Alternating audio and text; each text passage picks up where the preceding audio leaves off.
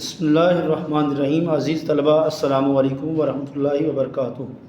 عزیز طلبہ، آج کا ہمارا سبق کفارہ کا آخری حصہ ہے۔ اس کی ہم ریڈنگ کریں گے، مشکل الفاظ کے معنی آپ کو بتائے جائیں گے، توجہ کے ساتھ سنیے گا اور نوٹ کیجیے گا، ذہن نشین کیجیے گا۔ ریڈنگ کی طرف آتے ہیں۔ صفحہ نمبر 42 سے ہم لوگ پڑھیں گے۔ تیسرے پہر لاش کا معائنہ ختم ہوا۔ معائنہ تفتیش کرنا۔ جنازہ ندی کی طرف چلا۔ سارا دفتر، سارے حکام افسران اور ہزاروں آدمی ساتھ تھے۔ چتا کے مراسم لڑکوں کے ہاتھوں ادا ہونے چاہیے تھے۔ چتا مردوں کو جلانے والی لکڑیاں، مراسم رسم کی جمع ہے، مگر لڑکے نابالغ تھے۔ نابالغ کم عمر بیوہ چلنے کو تیاری ہو رہی تھی کہ مداری لال نے جا کر کہا، بہو جی یہ فرض مجھے ادا کرنے دو، تم کریا پر بیٹھ جاؤ گے۔ کریا موت کے بعد آخری رسومات، تو بچوں کو کون سنبھالے گا؟ ثبوت میرے بھائی تھے۔ یعنی ہندوؤں میں جب کریا پر خواتین یا بیٹھ جائے تو اس کے بعد دوسرے کام کاج سے انہیں گریز کرنا پڑتا ہے، اس لیے مداری لال نے انہیں کہا کہ یہ رسومات مجھے ادا کرنے دیں۔ ثبوت میرے بھائی تھے۔ زندگی میں میں ان کے ساتھ کچھ سلوک نہ کر سکا، اب زندگی کے بعد مجھے اپنا دوستانہ اور برادرانہ فرض ادا کر لینے دو، آخر میرا بھی تو ان پر کچھ حق تھا۔ بیوہ نے رو کر کہا، آپ کو بھگوان نے بڑا وفا پرور دل دیا ہے، وفا پرور، وفادار۔ بابو جی نہیں تو مرنے پر کون پوچھتا ہے؟ دفتر کے آدمی جو آدھی آدھی رات تک ہاتھ باندھے کھڑے رہتے تھے، جھوٹوں بھی نہ آئے، ذرا دل کو ڈارس نہ ہوئی۔ ڈارس تسلی۔ مداری لال نے واہ کریا کی۔ واہ کریا موت کے بعد کی رسومات۔ 13 دن تک سنسکار کرتے رہے۔ سنسکار آخری رسومات۔ 13ویں دن پنڈ دان ہوا۔ پنڈ دان ہونا، پنڈ دان کرنا، خیرات کرنا، یعنی مرنے والے کے سارے ثواب کے لیے خیرات کرنا۔ برہموں نے بھوجن کیا، فقیروں کو غلہ تقسیم کیا۔ غلہ اناج۔ قریبی احباب کی دعوت ہوئی، احباب دوست، اور سبھی اخراجات مداری لال نے ادا کیے، اخراجات خرچ۔ بیوہ نے ہر چند اصرار کیا کہ آپ نے جتنا کیا اتنا ہی بہت ہے، اب میں آپ کو اور زیادہ زیر بار نہیں کرنا چاہتی۔ زیر بار کرنا، احسان مند ہونا۔ دوستی کا حق اس سے زیادہ اور کوئی کیا ادا کرے گا؟ مگر مداری لال نے ایک نہ سنی۔ سارے شہر میں لوگ ان کی تعریف کرنے لگے، دوست ہو تو ایسا ہو۔ 16ویں دن بیوہ نے مداری لال سے کہا، بھیا آپ نے ہمارے ساتھ جو سلوک اور احسان کیے، ان سے ہم مرتے دم تک سبکدوش نہیں ہو سکتے۔ سبکدوش ہونا، ذمہ داری سے آزاد ہونا۔ آپ نے ہمارے سر پر ہاتھ نہ رکھا ہوتا تو نہیں معلوم ہمارا کیا گت ہوتی، گت حالت۔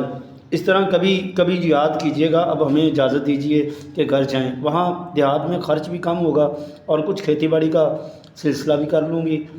کسی نہ کسی طرح زندگی کے دن جو ہے وہ کٹ جائیں گے۔ مداری لال، گھر پر کتنی جائیداد ہے؟ بیوہ، جائیداد کیا، ایک کچا مکان ہے اور 10-12 بیگھے کاشتکاری ہے۔ بیگھے زمین کی پیمائش کی اکائی کو کہتے ہیں۔ 1 بیگھے کی پیمائش 1610 مربع گز ہوتی ہے۔ اس اعتبار سے 10-12 بیگھے کی اسی اعتبار سے جو مالیت بن جائے گی یا پیمائش بن جائے گی۔ کاشتکاری، کھیتی باڑی۔ پکا مکان بنوانا شروع کیا تھا مگر روپے پورے نہ پڑے، ابھی ادھورا پڑا ہوا ہے، اور 10-12 ہزار روپے خرچ ہو گیا اور ابھی چھت پڑنے کی نوبت ہی نہیں آئی۔ نوبت، موقع، وقت۔ مداری، کچھ روپے بینک میں جمع ہیں یا بس کھیتی ہی کا سہارا ہے؟ بیوہ، جمع تو 1 پائی بھی نہیں۔ بھیا جی ان کے ہاتھ میں روپیہ رہنے ہی نہ پاتا تھا، بس وہی کھیتی باڑی ہے۔ مداری، تو ان کھیتوں میں اتنی پیداوار ہو جائے گی کہ لگان بھی ادا ہو جائے، یعنی اتنی وہاں سے انکم ہو جائے گی۔ لگان، زمین کا ٹیکس، اور تم لوگوں کی بسروقات بھی ہو، بسروقات گزارا ہونا، یعنی تم اس کمائی گئی مالیت سے گزارا بھی کر سکو گے یا پھر جو ہے وہ پھر ادھار وغیرہ مانگنا پڑے گا، یعنی گزارا کیسے کریں گے؟ بیوہ، اور کر ہی کیا سکتے ہیں بھیا جی، کسی نہ کسی طرح زندگی تو کاٹنا ہی ہے، بچے نہ ہوتے تو میں زہر کھا لیتی۔ مداری، اور ابھی لڑکی کی شادی بھی کرنی ہے۔ بیوہ، لڑکی کی شادی کی اب کوئی فکر نہیں، کاشتکاروں میں بہت سے ایسے مل جائیں گے جو بلا کچھ لیے دیے جو بلا کچھ لیے دیے شادی کر لیں گے۔ مداری نے ذرا دیر خاموش رہ کر کہا، اگر میں کچھ صلاح دوں تو اسے مانیں گی آپ؟ صلاح مشورہ؟ بیوہ: بھیا جی آپ کی صلاح نہ مانیں گے تو کس کی صلاح مانیں گے؟ دوسرا اور ہے ہی کون؟ مداری: تو آپ اپنے گھر جانے کے بدلے میرے گھر چلیے، جیسے میرے بال بچے کھائیں رہیں گے ویسے آپ کے بال بچے بھی رہیں گے، آپ کو کسی طرح کی تکلیف نہ ہوگی۔